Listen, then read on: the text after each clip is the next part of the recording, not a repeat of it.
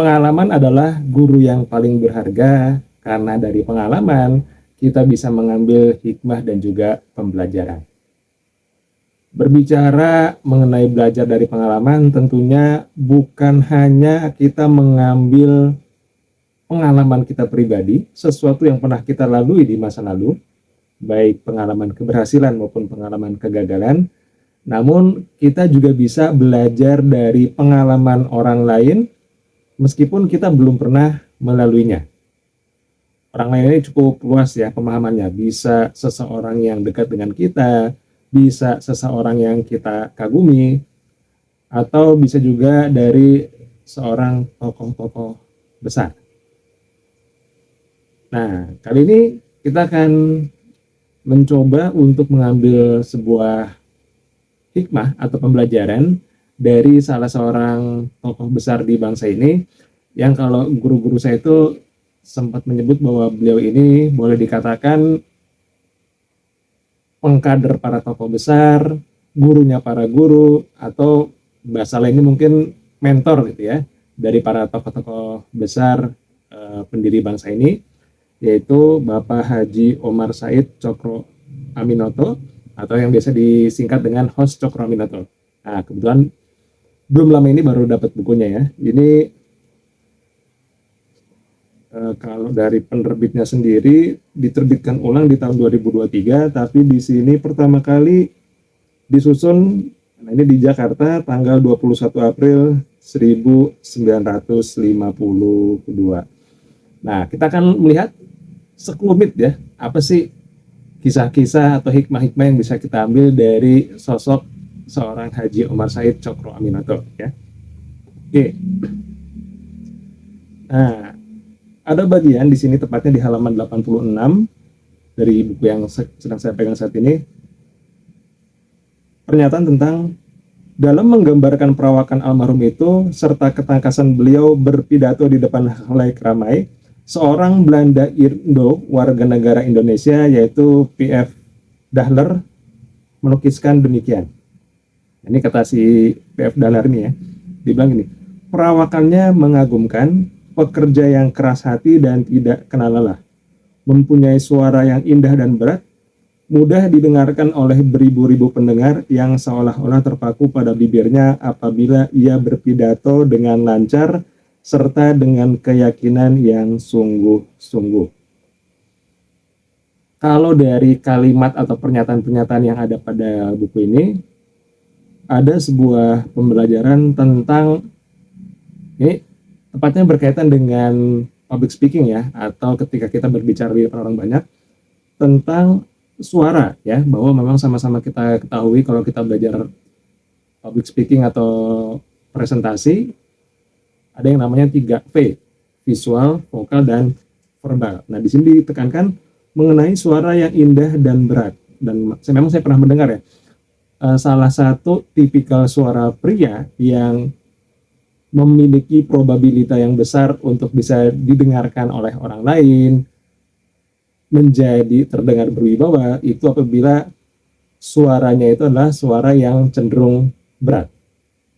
Nah, dan kalau bicara mengenai suara, pernah juga ada yang bertanya dan akhirnya terjadi sebuah proses diskusi ya. Kalau tipikal orang yang memang suaranya itu bukan suara yang berat atau bahasa lainnya ngebas gitu ya, apakah memang biarkan saja atau justru itu merupakan sesuatu yang bisa dikreasikan atau bisa dilatih? Jawabannya memang cukup beragam ya. Ada yang menyebutkan bahwa itu adalah merupakan sesuatu yang bisa dilatih atau diupayakan.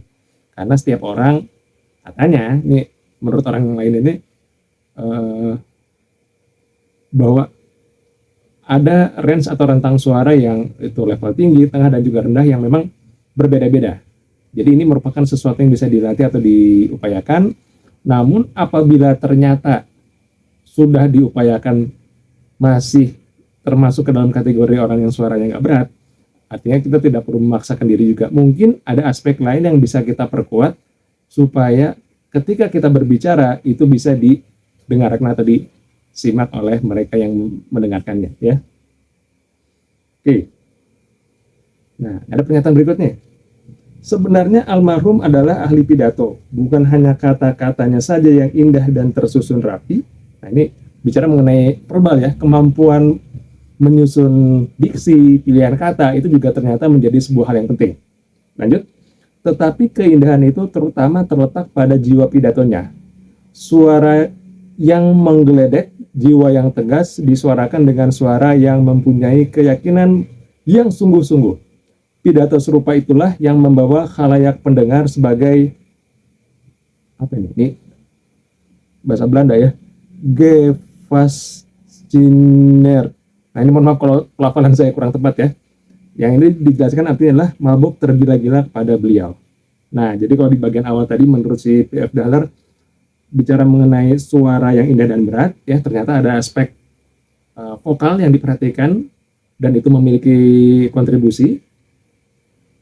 Di bagian lain juga disebutkan bahwa seorang host Cokroaminoto itu memiliki kemampuan dalam menyusun kata-kata yang tersusun rapi dan indah.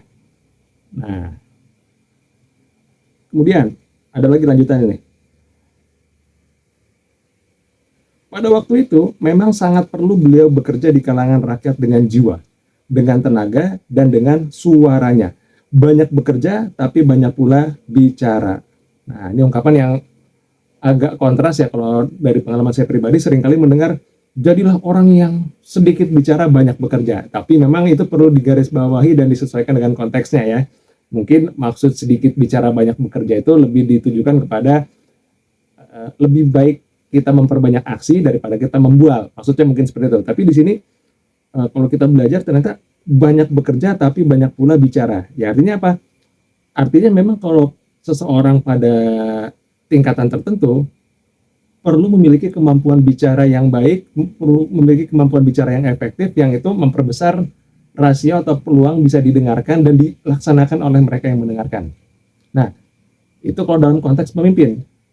Saya juga pernah mendengar ternyata kemampuan berbicara itu penting buat siapapun, karena bisa jadi ada sebuah momentum, ada sebuah kesempatan yang itu bisa memberikan kebaikan buat kita dan kebaikan bagi orang banyak, namun tidak dapat realisasi manakala ide kita, pemikiran kita, gagasan kita itu tidak bisa tersampaikan dengan baik ya.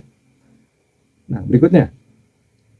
Banyak orang sekarang berarti waktu itu ya, mengatakan bahwa cara dan gayanya Bung Karno berpidato adalah menyerupai cara dan gayanya almarhum Cokroaminoto. Pernyataan itu tidak mengherankan. Bung Karno, Presiden Republik Indonesia, pada waktu mudanya biasa dibawa ke sana kemari oleh Cokroaminoto. Letak keindahan pidatonya itu bukanlah terutama pada kata-katanya, tetapi pada jiwanya, pada keyakinan hati yang mengucapkan. Oke. Jadi semakin valid bahwa seseorang itu ada kemungkinan cara dia tampil, cara dia berpikir, cara dia itu melakukan sesuatu dipengaruhi oleh orang-orang yang dekat dengan dirinya. Dalam hal ini kalau misalkan kita menggunakan istilah lainnya adalah boleh dikatakan Pak Cokroaminoto ini merupakan mentor atau guru dari Pak Soekarno ya, presiden kita yang pertama.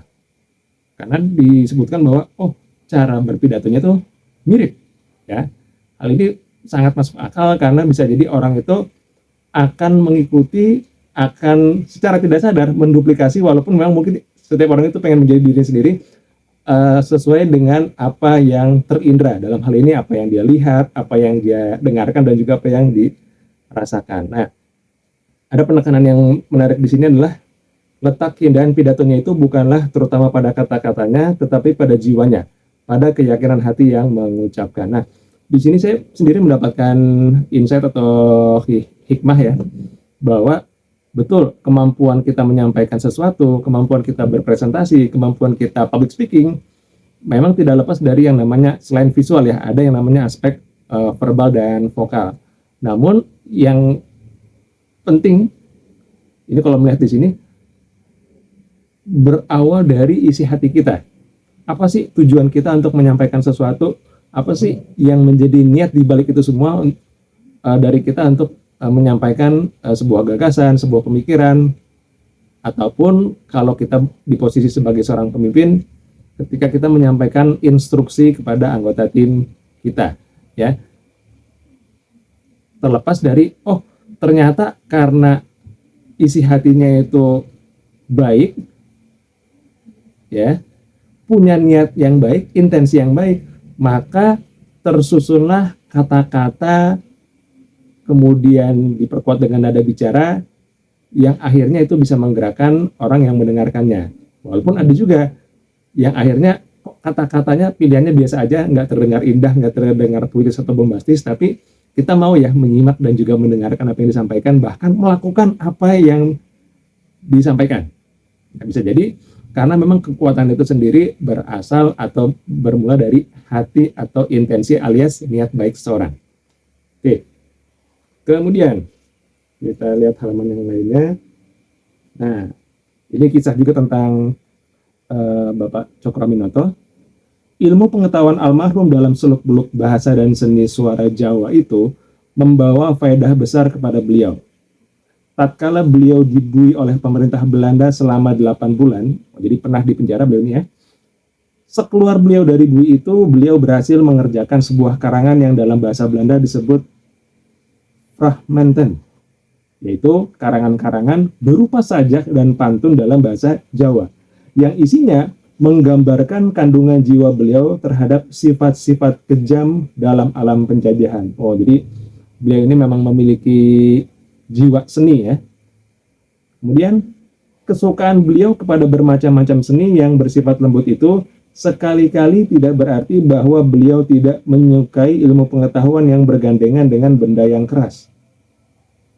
Bergandengan dengan benda yang keras mungkin maksudnya ini ya, lebih ke hard skill mungkin ya, atau keterampilan yang berkaitan dengan teknis. Nah, sebagaimana telah diterangkan di atas tadi, beliau pernah menjadi, ini mohon maaf ya kalau ada pelafalan kata-kata dalam bahasa Belanda yang memang dicantumkan di sini yang mungkin nggak tepat gitu ya, atau bahkan ngaco ya. Leerling, masinis, dan chemiker pada sebuah pabrik gula. Pekerjaan beliau itu saja sudahlah menunjukkan betapa besar pula perhatian beliau kepada mesin-mesin bermotor. Oh, berarti beliau sendiri selain di atas disebutkan menyukai dengan yang namanya seni, juga pernah bekerja dan memiliki kesukaan pada mesin-mesin ya, hal-hal yang berkaitan dengan teknik. Kepandaian serupa itu pernah dibuktikan oleh beliau pada suatu kejadian yang tidak terkira-kira. Nah, perhatian ya. Kerap kali beliau melakukan perjalanan dengan naik mobil. Pada suatu ketika mobilnya mogok karena ada kerusakan pada mesinnya. Sopir mencoba memperbaikinya, sementara itu beliau diam, hanya melihatkan saja dari jauh. Lama sopir membongkar-bongkar mesinnya mobil, tetapi tidak mau jalan.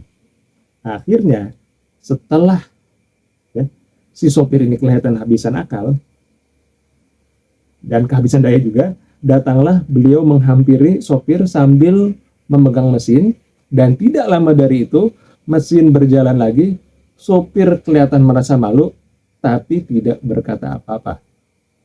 Oh, jadi kalau bahasa sederhana, beliau juga memiliki kemampuan seperti seorang mekanik ya, yang bisa memperbaiki kendaraan yang saat itu mengalami mogok ya. Nah, di sini disampaikan juga, teranglah bahwa almarhum itu seorang tekniker. Hanyalah kepandaiannya itu tidak digunakan sehari-hari. Beliau adalah seorang yang teliti dalam tindak lakunya sehari-hari. Nah, ini menarik juga ya. Ada pernyataan bahwa beliau adalah seorang yang teliti dalam tindak lakunya sehari-hari. Yang digarisbawahi adalah kata teliti. Memang kalau bicara mengenai teliti, mengenai detail, saya sendiri pun pernah istilahnya apa ya, membuat pernyataan bahwa mohon maaf apabila ada hal yang kurang detail, ada hal yang kurang spesifik yang saya sampaikan atau yang saya lakukan.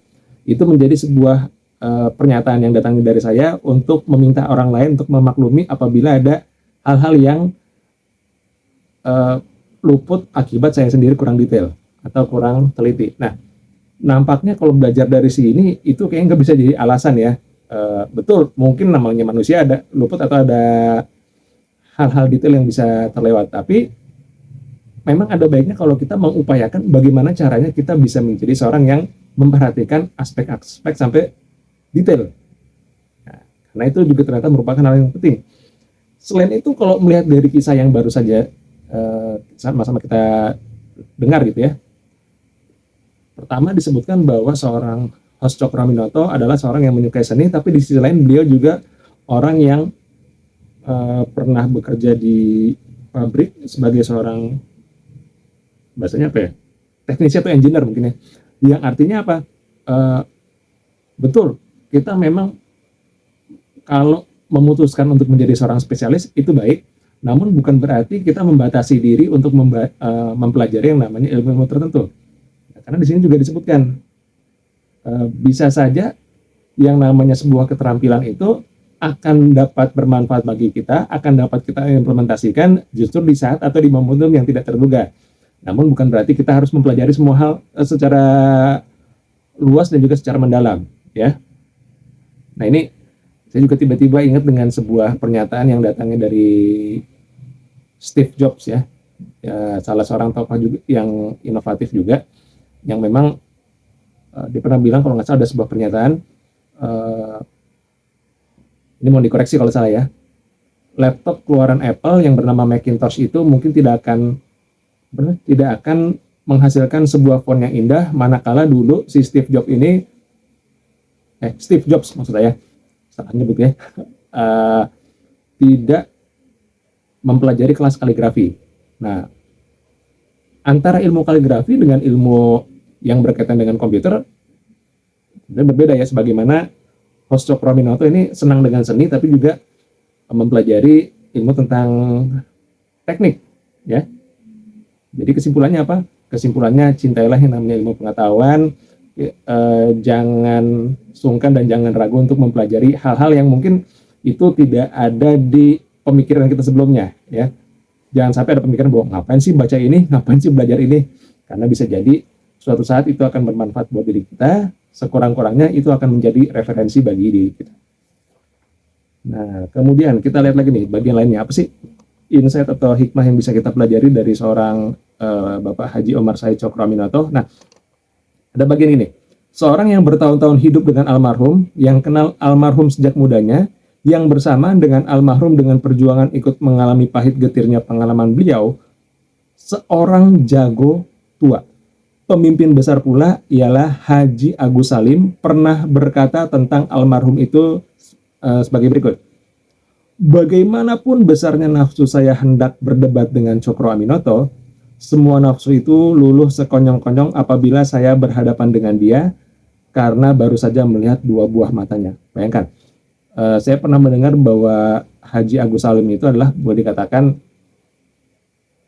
jagonya podium lah. Jadi ketika berbicara di forum-forum baik itu nasional maupun internasional, itu kalau bahasa sederhananya adalah beliau juga termasuk orang yang memiliki sebutannya apa ya, apakah karisma atau kemampuan berbicara yang baik yang memang itu bisa membuat orang itu terkesima dengan apa yang disampaikan atau dikatakannya. Tapi di sini ketika bertemu dengan seorang Cokroaminoto, mau debat itu keinginan atau nafsunya itu menjadi hilang. Ya, kenapa? Pada saat dia baru menatap kedua matanya. Nah, apa nih penjelasan berikutnya? Tidak heran beliau mempunyai mata yang tajam yang rasanya bisa menembus hati yang memandangnya, karena beliau adalah pendekar pencak pula. Oke. Nah, tapi bukan berarti disimpulkan bahwa supaya kita memiliki pandangan mata yang tajam kita harus menguasai ilmu bela diri. Spesifik di sini disebutkan pencak silat. Mungkin insight atau hikmah yang bisa kita ambil adalah bahwa pencak silat merupakan salah satu cabang olahraga, tepatnya olahraga bela diri. Bisa jadi yang menjadi pembelajaran adalah, yuk selain kita menjadi pribadi yang haus akan ilmu apapun bisa kita pelajari, ya jangan lupa bagi kita juga untuk mengolah yang namanya raga kita, ya. Mungkin sebagian dari kita ada yang senang bela diri, katakanlah bukan pencak silat, nggak apa-apa, lanjutkan. Nah, tapi ada juga mungkin sebagian dari kita yang, saya bukan tipikal orang yang menyukai bela diri nih, tapi bisa saja kita menekuni atau memainkan olahraga yang lain, ya, dan mengambil esensi dari kesamaan antara olahraga yang sedang ditekuni dengan pencak silat. Katakanlah apa? Katakanlah misalkan perlu memiliki yang namanya ketahanan fisik, perlu yang namanya ketahanan mental, perlu memiliki yang namanya semangat kompetisi, yang itu bisa jadi berpengaruh terhadap mental kita dan bisa mempengaruhi yang namanya pembawaan diri kita. Sebagaimana disampaikan oleh almarhum Haji Agus Salim bahwa seorang Cokroaminoto karena memang dia juga pendekar pencaksilat tadinya, maka dia memiliki tatapan mata yang begitu tajam yang kalau misalkan saya simpulkan itu mungkin berasal dari rasa percaya dirinya yang tinggi karena dia pun juga orang yang melatih atau mengolah bukan hanya pikirannya, bukan hanya jiwanya, tapi juga raganya. Baik, terima kasih. Selamat bertemu dan sukses selalu untuk Anda semuanya.